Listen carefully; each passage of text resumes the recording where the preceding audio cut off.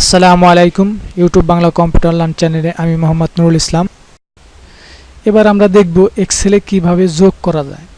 তো যোগ করার জন্য আমরা প্রথমে দেখুন একটি টেবিল তৈরি করে রেখেছি। এখানে কিছু সাবজেক্টের নাম এবং তার অধীনে কিছু নাম্বার ইনপুট করে রেখেছি, যাতে ভিডিও দৈর্ঘ্যটা কম হয় এজন্যই।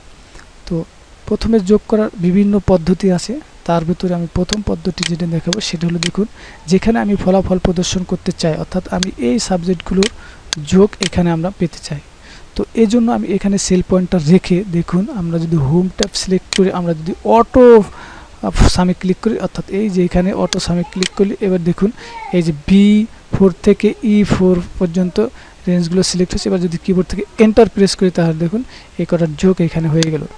এবার বাকিগুলো একইভাবে যোগ করার জন্য দেখুন এই যে সেলের যে নিচে এই একটি বিন্দুর মতো দেখা যাচ্ছে, এখানে মাউস পয়েন্টার রাখলে যখন সরু প্লাস আইকন ধারণ করে তখন এখানে ডাবল ক্লিক করলে বাকিগুলো হয়ে গেল। তো এইভাবে আমরা এই পদ্ধতি ব্যবহার করে আমরা করতে পারলাম। এবার যদি আমরা চাই যে শর্টকাট পদ্ধতিতে আমরা করব, তো শর্টকাট পদ্ধতি করার জন্য সেল পয়েন্টার এখানে রেখে কিবোর্ড থেকে অল্টার এবং ইকুয়াল অর্থাৎ সমান সাইন প্রেস করে যদি এন্টার করি, তাও দেখুন এখানে এই সেলগুলোর যোগ হয়ে যাচ্ছে। অর্থাৎ এই যোগগুলো বারবার চেঞ্জ হচ্ছে, এই কারণে আমি এখানে অটো নাম্বার জেনারেট হবে এই একটা ফর্মুলা এখানে প্রয়োগ করছি, যেটির নাম হচ্ছে র্যান বিটন, যার কারণে দেখুন এই নাম্বারগুলো অটোমেটিকলি চেঞ্জ হচ্ছে। আমি যদি এখানে ডাবল ক্লিক করি দেখুন অটোমেটিকলি চেঞ্জ হচ্ছে, এই জন্য এই নাম্বারগুলো হচ্ছে। তো এইভাবে আমরা আবার ফিল করলে এটাও হতে পারে। তো আমরা যদি ফাংশন প্রয়োগ করার মাধ্যমে দেখি তাহলে দেখুন, তাহলে আমরা এক্সেলে যোগ করার যে ফাংশন বা ফর্মুলা সেটা হচ্ছে, প্রথমে এক্সেলে যোগ বিয়োগ গুণ ভাগ যাই করি ফর্মুলা এবং ফাংশন যাই প্রয়োগ করি তার প্রথমেই দিতে হবে সমান চিহ্ন অর্থাৎ ইকুয়াল চিহ্ন। এই জন্য আমি সমান চিহ্ন দিলাম। সমান চিহ্ন দেওয়ার পর আমি লিখব যোগ করার জন্য সূত্র হচ্ছে SUM সাম। এবার আমি ব্র্যাকেট শুরু, এরপর আমি কোন ফার্স্ট সেল অ্যাড্রেস এবং লাস্ট সেল অ্যাড্রেস, অর্থাৎ আমার প্রথম কোনখান থেকে যোগ শুরু হবে এবং কোথায় যায় শেষ হবে সেই সেল অ্যাড্রেসটা আমার লিখে দিতে হবে। অথবা আমি সিলেক্ট করে দেখুন আমি ফার্স্ট সেল এই অ্যাড্রেস এখানে ক্লিক করি, তাহলে দেখুন এই যে B4 এর সেল অ্যাড্রেস, সেই B4 ওটা এখানে লেখা হচ্ছে। এবার কিবোর্ড থেকে ইস2 অর্থাৎ এল অক্ষরের পরের অক্ষরটা যদি শিফট চেপে আমরা লিখি তাহলে এই ইস2 লেখাটা আসবে E4, অর্থাৎ এইখান থেকে শুরু এইখানে শেষ। এবার ব্র্যাকেট ক্লোজ, এবার যদি এন্টার প্রেস করি তাও দেখুন এই কটার যোগ হয়ে আছে, এই সাবজেক্টগুলোর যোগ এখানে দেখা যাচ্ছে।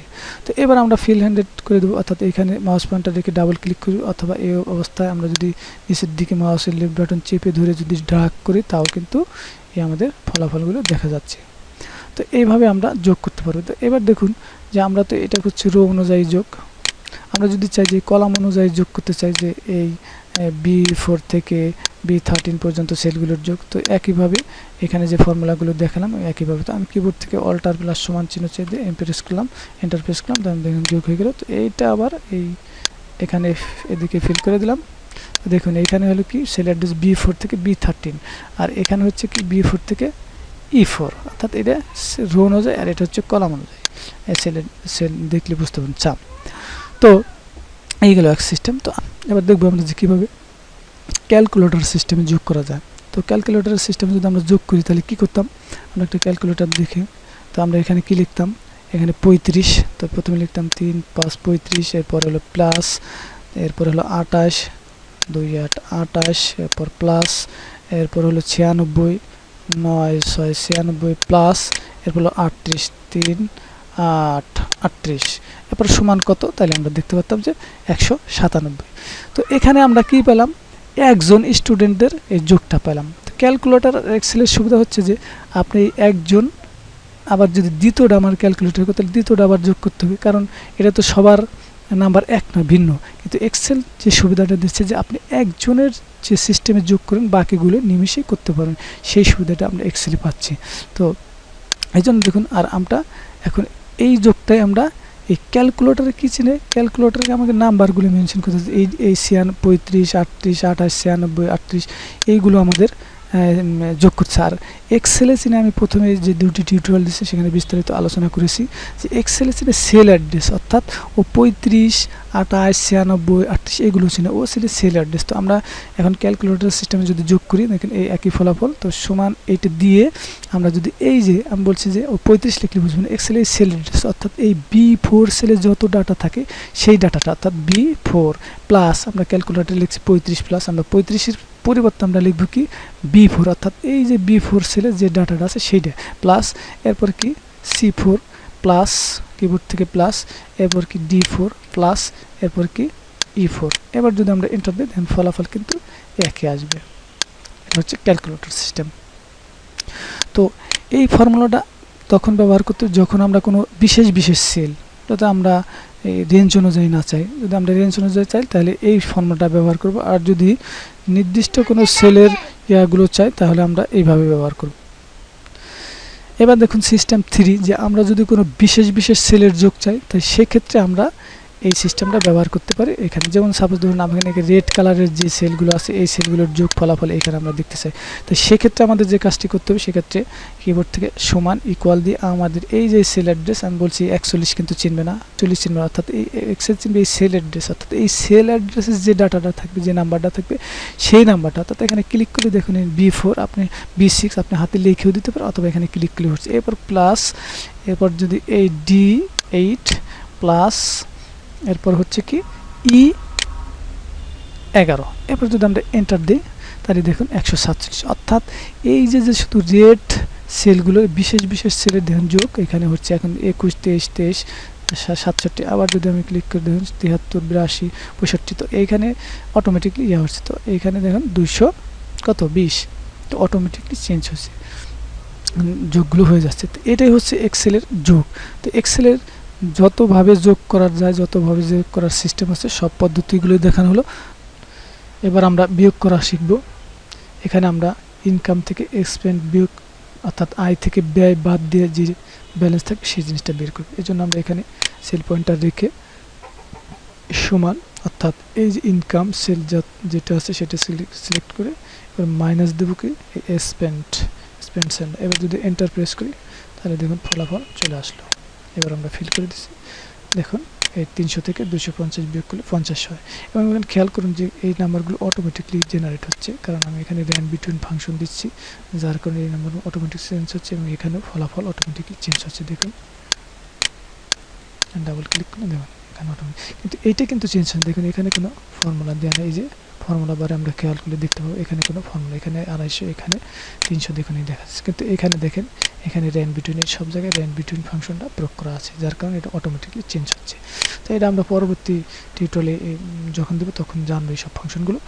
তো এবার দেখুন এখানে যদি আমি ম্যানুয়ালি চেঞ্জ করি, দেখুন এখানে আমি যদি 500 লিখে দিচ্ছি তো অটোমেটিকলি দেখুন এটা চেঞ্জ হচ্ছে, আর এগুলো তো অটোমেটিকলি চেঞ্জ হচ্ছে, এটা আমরা ম্যানুয়ালি করলাম, যার কারণে এই 500 থেকে 250 থাকে। তো আমরা বিয়োগ করা শিখলাম বা বিয়োগ করা সম্পর্কে জানলাম। এবার আমরা গুণ করা শিখবো। এক্সেলে কীভাবে গুণ করতে হয় সেটা আমরা দেখব। তো গুণ করার জন্য এক্সেলে আমরা যেভাবে যোগ করা শিখছি, গুণ করা একইভাবে, যেমন যোগ বিভিন্ন সেল একসাথে যোগ করা যায়, গুণও ঠিক বিভিন্ন সেল একসাথে করা যায়। তবে যোগ করার জন্য শুধু সাম ফাংশন সাম লিখতে হয়, আর গুণ করার জন্য প্রোডাক্ট লিখতে হয়। তো আমরা দেখি এখানে আমরা এই রেঞ্জটুকু আমরা গুণ করবো এখানে। তো এই জন্য আমরা এখানে সেল পয়েন্টার দেখে সমান, আমরা যোগ করার জন্য লিখছি কি সাম, এখানে গুণ করার জন্য লিখবো প্রোডাক্ট, PRO, দেন PRO লিখলে আমরা এখানে সাজেশন বক্সে দেখা যাচ্ছে প্রোডাক্ট, এখানে ডাবল ক্লিক করলাম। এবার দেখুন এবার যেমন যোগ করছি এই সেল থেকে এই সেল পর্যন্ত, গুণও ঠিক একইভাবে আমরা এটা সিলেক্ট করে দিলাম, অর্থাৎ এখান থেকে P4 থেকে R4, এবার ব্র্যাকেট ক্লোজ করে যদি এন্টার প্রেস করি তাহলে দেখুন এটা যোগ হয়ে গেছে, গুণ হয়ে গেছে। এবার আমরা এখানে ফিল করে দিলাম। তো দেখুন এই যে 4 5 20, 5 20 100। এবার এখানে দেখুন 2 2 4, 4 1 4, অর্থাৎ গুণ। অর্থাৎ আমি এখানে খুব ছোট সংখ্যা দিয়ে রাখছি যাতে ওই নাম্বারগুলো অটোমেটিকলি ক্রিয়েট হচ্ছে, এটা আপনি আগে দেখেইছে। তো আমি এখানে ছোট সংখ্যা দিয়ে রাখছি যেখানে আপনি সহজে বুঝতে পারি আমরা। যেমন এখানে 4 1 4, এখানে 4 4 16, 3 16 48, এইগুলো গুণ ফলাফল হয়ে গেছে।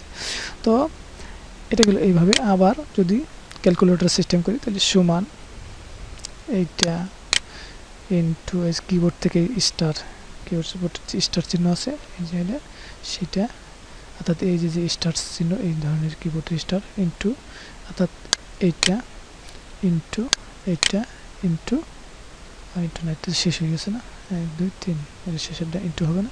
এবার যদি আমরা এন্টার প্রেস করি ফলাফল কিন্তু একই আসবে। আমরা যদিও দেখাইছিলাম, শুধু এখানে শুধু প্রোডাক্ট লিখতে হবে। এবার যদি এইভাবে করি, এই রেঞ্জটুকে গুণ করি, তাহলে এই সবগুলোর গুণ করলে, এটুকুর গুণ করলে আমার এখানে রেখে সমান কি করতে হবে, প্রোডাক্ট ফিআরও, এখানে প্রোডাক্ট লিখে আমরা এই যে রেঞ্জটুকুর গুণ করতে চাই সেটুকু সিলেক্ট করে দিলে এখানে দেখুন তার রেঞ্জটা, অ্যাড্রেসটা চলে আসছে। এবার ব্র্যাকেট ক্লোজ করে দিয়ে যদি এন্টার করি, তাহলে দেখুন এটা হয়ে গেল। অনুরূপভাবে এটাকে আমরা ফিল করে দিলে এগুলো হয়ে গেল। এবার দেখুন, এবার আমরা দেখেছিলাম যে বিশেষ বিশেষ কোনো সেলের যোগ করা দেখেছিলাম। আমরা বিশেষ বিশেষ সেলের গুণ একই সমান, ধরুন এই যে এই সেল ইন্টু এই যে এই রেড সেল, এটা ইন্টু এটাকে কিউ কত, কিউ 12, আর এন্টার দিলে দেখুন এখানে কিন্তু 20 হয়েছে, অর্থাৎ 4 5 20, 20 অক্ষে 20, 4 5 20, 20 অক্ষে 20 যায়। এবার যদি আমি এটাকে ডাবল ক্লিক করে দেখুন এটা চেঞ্জ হয়ে গেছে। এখানে 4 5 20, 3 × 60, দেখুন এখানে ফলাফল 60। এবং এখানে দেখুন এখানে যদি আরও কিছু দিই তাহলে কিন্তু এটার সাথে এটা গুণ হয়ে যাচ্ছে, অর্থাৎ এই 20 আর দেখুন অটোমেটিকলি সব, অর্থাৎ এখানে আমি কম সংখ্যা দিই, এখানে 5 দিলাম, দেখুন এই যে 125টা 5 দিয়ে 625টা কিন্তু গুণ হয়েছে। আর এইটা হচ্ছে কোনটা, এটা হচ্ছে এই যে রেড কালারের যে 5 5 25, 5 25 125, অটোমেটিকলি এটা চেঞ্জ হচ্ছে। এবং এখানে খেয়াল করলে দেখতে পাচ্ছেন যে কিছু এরর দেখা যায়, অর্থাৎ দিয়ে প্রকাশ করছে। এটা এক্সেলে সাধারণত আমরা এটা বড় করে দেখাই যে 12টার পরে বেশি ডিজিট লিখলে এইভাবে দেখায় 1 2 3 4 5 6 7 8 9 10 11 12 লিখলাম। দেখুন এখানে কিন্তু এই দ্বারা প্রকাশ করছে। তো এটাকে আমরা করার জন্য আমরা এইটাকে সিলেক্ট করে এটা রাইট বাটন ক্লিক করে ফরম্যাট সেলে যাব। এখান থেকে যদি আমার নাম্বার থেকে এই যে ডেসিমেল প্লেস 0 করে দিই, তাহলে কিন্তু দেখুন এই জিনিসটা এখন ঠিক হয়ে গেছে। তো এইভাবে আমরা গুণ করতে পারবো। এবার দেখি কিভাবে ভাগ করা যায়। তো ভাগ করার জন্য একই সিস্টেম, যেভাবে আমরা বিয়োগ করেছিলাম ভাগটাও ঠিক, এক সেল থেকে আরেক সেল। তো এখানে ফলাফল ভাগটা এখানে প্রকাশ করব, এই নাম্বার থেকে এই নাম্বার ভাগ, অর্থাৎ এদের সাথে এটা ভাগ। তো এই জন্য আমরা সমান চিহ্ন দিয়ে এই সেল অ্যাড্রেস ভাগ, অর্থাৎ এই কিবোর্ডের এই যে স্ল্যাশ চিহ্ন দেন, এই যে ব্র্যাকেটের যে স্ল্যাশ চিহ্ন আছে এটা, তো এটা দিলাম। দেওয়ার পর আমরা এটা দিয়ে ভাগ করবো 6 দিয়ে, অর্থাৎ 113 6 দিয়ে ভাগ করলাম। কিবোর্ড থেকে এন্টার প্রেস করলাম। তাহলে দেখুন যেহেতু এটা অটোমেটিক চেঞ্জ হচ্ছে, আমি কি এন্টার প্রেস করার সাথে অন্য একটা অ্যামাউন্ট চলে আসছে, 127 ভাগ 10 12.70। তো এইভাবে বাকিগুলো আমরা ফিল করে দেওয়া শিখছি, আমরা দিলাম। তো দেখুন এখানে আমি ক্লিক করলে চেঞ্জ হচ্ছে 137 ভাগ 8। দেখুন তো এটা যেহেতু যে সূত্রের মাধ্যমে করা, এই জন্য অটোমেটিকলি এটা হচ্ছে, প্রত্যেকটা ভাগ এবার হয়ে যাচ্ছে। তো আমি একটা ম্যানুয়ালি করে দেখাই। মনে করেন এখানে আমি 200 আমি এটারে ভাগ দিব কত দেয়, 10 দেয়, তাহলে কত হওয়ার কথা, তাই। এখানে যদি আমি 25 দিয়ে ভাগ দিই তাহলে কত হওয়ার কথা, 8। অটোমেটিকলি দেখুন এগুলো হচ্ছে। তো এইভাবে আমরা এক্সেলে ভাগ করতে পারবো। আপনি যদি আমার চ্যানেলটি এখনও সাবস্ক্রাইব করে না থাকেন তাহলে সাবস্ক্রাইব করুন এবং পাশে থাকা বেল আইকনে ক্লিক করুন, তাহলে আমি যে ভিডিওগুলো আপলোড করব সবার আগে সর্বপ্রথম আপনি এর নোটিফিকেশন পেয়ে যাবেন। ফলে নতুন নতুন ভিডিও দেখে এক্সেলে দক্ষ হয়ে যাবেন। আমার পরবর্তী ভিডিও দেখার আমন্ত্রণ জানিয়ে আমি মোহাম্মদ নুরুল ইসলাম আজকের মতো এখানেই। আল্লাহ হাফেজ।